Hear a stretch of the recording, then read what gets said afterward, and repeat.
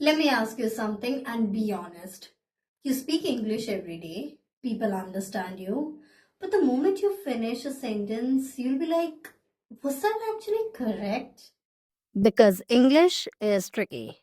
One small word, one small structure, and suddenly the sentence is wrong.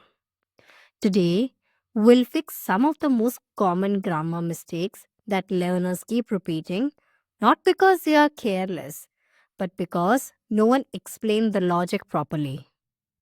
Let's start with the first mistake. Let's discuss about the issue. Now tell me honestly, does this sound wrong to your ears? Most people say, no, it sounds fine. And that's exactly why this mistake survives. The verb discuss means talk about.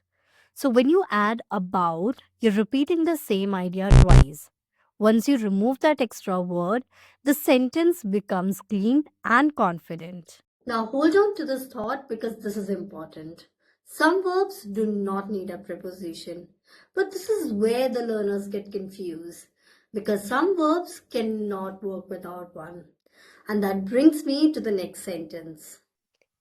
She didn't reply me. Again, it sounds natural. People say it all the time.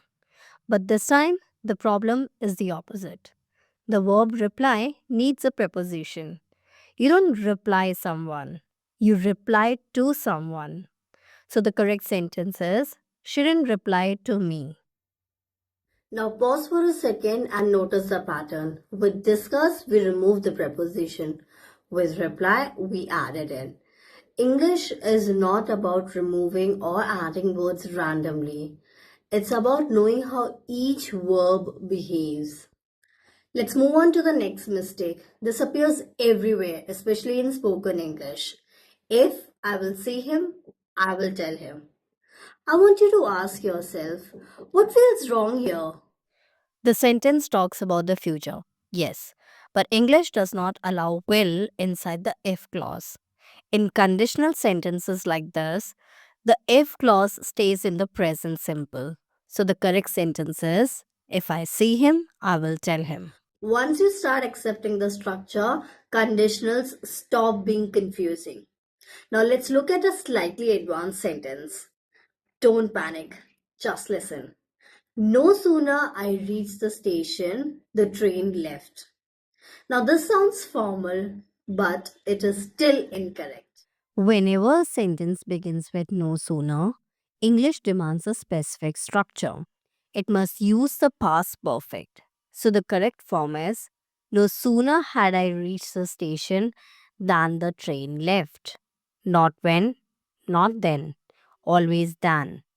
Now, the same thing happens in another very common sentence. He returned back home early. Here's the problem. The verb return already means go back. So when you add back, you repeat the same idea. That is why the correction is simple. Remove the extra word. He returned home early. One word removed, sentence fixed. English doesn't need more words, it needs the right ones. Like, share, and subscribe for more such videos.